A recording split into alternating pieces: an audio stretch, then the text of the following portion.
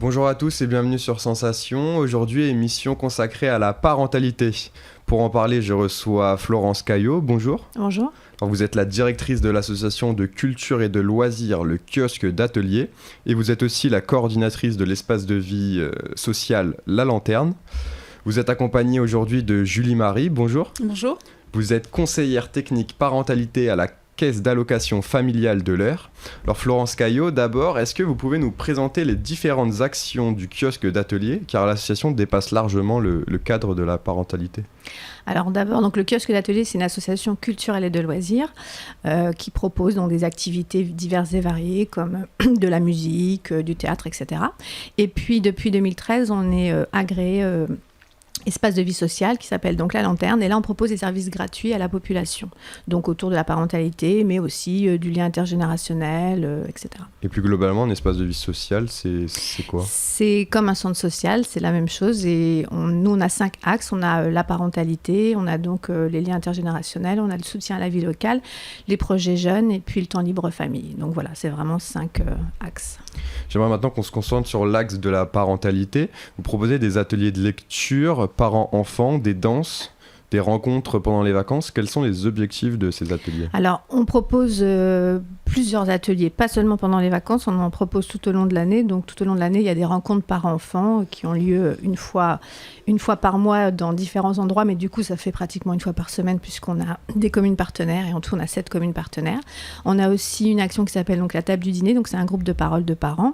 On a, comme vous avez fait mention, donc mis en place cette année de la danse parents-enfants, mais avec le contexte c'est un peu compliqué, donc pour l'instant on a pris les noms des personnes qui étaient intéressées, et on va voir comment on peut le mettre en place, parce que dans les salles des fêtes pour le moment c'est pas trop pratique de faire ça. 7 communes partenaires, est-ce que vous pouvez les citer? Alors, parce que c'est toujours très dur quand on le fait comme ça. Donc, il y a Bacpuy, il y a Bérangerville, il y a Marbeuf, il y a Ondouville, il y a Quillebeuf, il y a Graveron-Sémerville et Feugerolles. Voilà, en principe, je pense que j'ai pris tout le monde.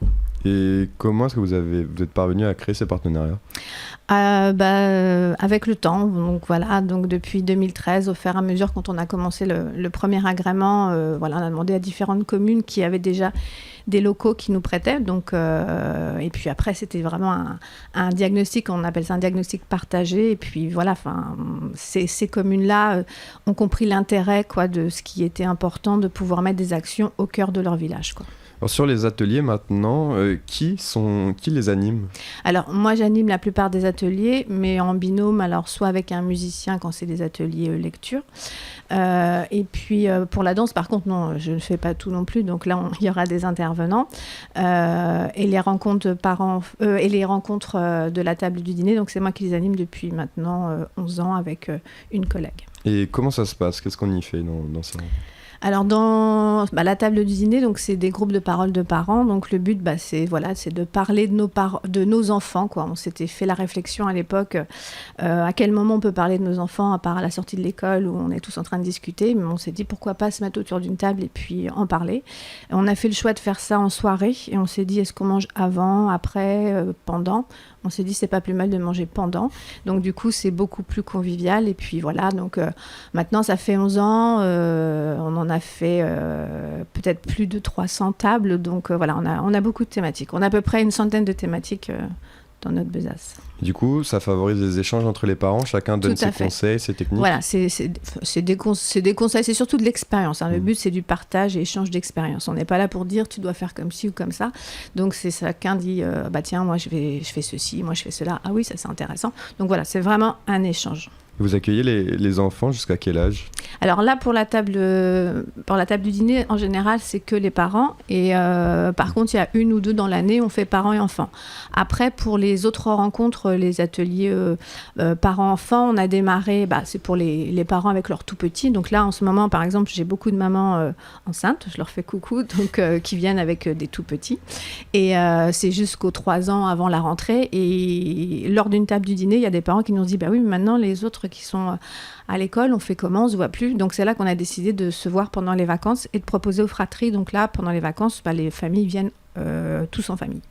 Donc là, après ces ateliers de lecture, vous avez lancé cette année, ça ne pourra pas être possible, un nouveau rendez-vous, et si on dansait? Comment vous est venue cette idée ?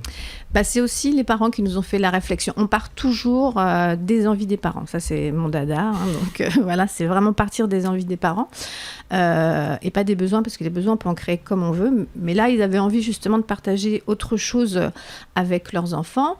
Nous, au sein de l'association, il y a quand même il y a un prof de gym, il y a un prof de hip-hop. Donc on s'est dit, il y a de la danse de salon aussi. On s'est dit, pourquoi pas essayer de proposer. Et le but, c'est vraiment... Un parent vient avec son enfant ou ses enfants, mais participe aussi. Le but, c'est pas de laisser son enfant et puis de le regarder faire, c'est faire en famille. Donc, on espère que ça va bien prendre. Donc là, c'est un projet, on avait démarré pour septembre. Par contre, on a déjà une liste de personnes intéressées. On se rend compte qu'il y a beaucoup de différences d'âge, donc il va falloir voir comment on peut faire. Est-ce qu'on fait des petits groupes ? Mais c'est quelque chose qui va être ponctuel. C'est pas, faut pas que les gens, c'est ce qu'on leur a dit, ne vous attendez pas à ce que ce soit toutes les semaines, etc. Ça sera quand on pourra, en fonction des disponibilités des salles, etc. En général, justement, ce sont des groupes de combien qui participent à vos ateliers ? Alors, les rencontres parents-enfants, sur la semaine, on va dire, on est pas mal, on est quand même pratiquement 8 parents avec donc chacun 1 voire 2 enfants. Sur les vacances scolaires, là, par exemple, on ne pouvait pas le faire parce qu'on est beaucoup trop, on est à peu près une 50aine de personnes, donc là, ça commence à faire beaucoup de monde quand on se réunit tous, mais c'est dans des grandes salles des fêtes, donc voilà. Il y a plus de monde pendant les vacances. Oui, ils viennent avec les grands, donc c'est un peu normal, et puis on se voit vraiment sur une journée complète, on est ensemble de 10h à 16h, donc avec un pique-nique, etc. Et après, sur les tables du dîner, c'est entre 10 à 13, 14 personnes, voire des fois plus si vraiment on a une guest star qui vient ou quelque chose comme ça. Alors, il y a le traditionnel rendez-vous des vacances, on en a parlé. Ces activités parents-enfants sont gratuites pour les participants ou... Oui, tout ce qui fait partie donc, de la partie REAP, donc le réseau d'écoute, d'appui, d'accompagnement des parents, et puis la partie VS qui est financée aussi pour ce qu'on appelle le temps libre famille, les rencontres parents-enfants. Tout ça, pour nous, c'était important que ce soit justement accessible à tous, quoi. Et les parents, ils sont habitués, ils viennent depuis quelques années. Est-ce qu'ils ont créé un groupe particulier ? Franchement, depuis 2013, il y a un noyau dur, mais il y a aussi énormément de personnes ça qui tourne tournent. aussi. Oui, j'ai plus du tout les mêmes parents qu'il y avait. C'est des parents qui pourraient éventuellement être intéressés, mais avoir un petit peu, pas savoir s'ils peuvent être intégrés à un groupe. Si le groupe est là, déjà cette formé. année, alors je sais pas si c'est l'effet du confinement, j'ai beaucoup d'appels où on cherche beaucoup, elle en parlera tout à l'heure, des LAEP ou des choses comme ça. Sur notre secteur, il n'y en a pas, des lieux d'accueil parents-enfants proprement dit. Et donc, oui, il y a de plus en plus de personnes qui sont à la recherche, qui demandent, qui ne sont pas forcément du secteur et qui disent est-ce que je peux venir quand même, quoi. Donc, c'est toujours un peu le problème de notre société, c'est que, c'est est-ce que moi qui suis à côté, j'ai le droit d'y aller ou pas. Donc, mais on se rend compte qu'il y a de la demande. Alors, ces activités sont financées par des partenaires et parmi eux, la CAF de l'Eure. Je me tourne vers vous désormais, Julie-Marie. Vous êtes donc conseillère technique parentalité pour la CAF de l'Eure. La parentalité, c'est, on l'imagine pour vous, un sujet majeur.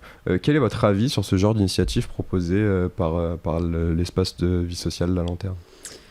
En fait, ça correspond exactement à ce que nous, on soutient, c'est-à-dire que c'est des actions qui partent de l'envie des parents. Donc les parents expriment des envies et nous, on a les partenaires qu'on finance pour pouvoir répondre à ces envies. L'objectif, franchement, c'est que chaque parent trouve en lui, grâce à ses compétences, des réponses à ces questions, qui trouve aussi des lieux d'activité pour ses enfants, qui trouve des réponses là où il habite. Et en fait, dans l'accompagnement à la parentalité, l'objectif, c'est vraiment de soutenir les parents sans effectivement faire à leur place. C'est faire avec eux. Voilà. Est-ce que vous soutenez d'autres, vous soutenez l'espace de vie sociale La Lanterne, est-ce que vous avez d'autres types d'initiatives comme ça dans la région, dans le département que vous soutenez ? Oui, on a en fait, tous les ans, il y a un appel à projets pour les projets d'accompagnement à la parentalité, donc dans le cadre des REAP, donc les réseaux d'écoute, d'appui et d'accompagnement des parents. Et on a environ 80 actions en fait, par an, donc de nombreux porteurs de projets sur l'ensemble du département. Après, ce qu'on cherche effectivement, c'est qu'il y ait du développement de ce type d'actions sur l'ensemble du département. Donc il y a des territoires qui sont... qui ont des structures comme les EVS et les centres sociaux, donc c'est plus facile de développer des actions. Puis il y a aussi des initiatives qui partent de parents, donc qui se créent en association et ensuite qu'on peut soutenir pour développer des projets. Merci Julie-Marie d'avoir été avec nous sur Sensation. Merci. Je rappelle que vous êtes conseillère technique parentalité à la CAF de l'Eure. Merci aussi Florence Caillot d'avoir été avec nous. Vous êtes la directrice du kiosque d'atelier et la coordinatrice de l'espace de vie sociale La Lanterne. Vous pouvez retrouver cette émission en podcast audio ou vidéo sur notre site ou notre application Radio Sensation.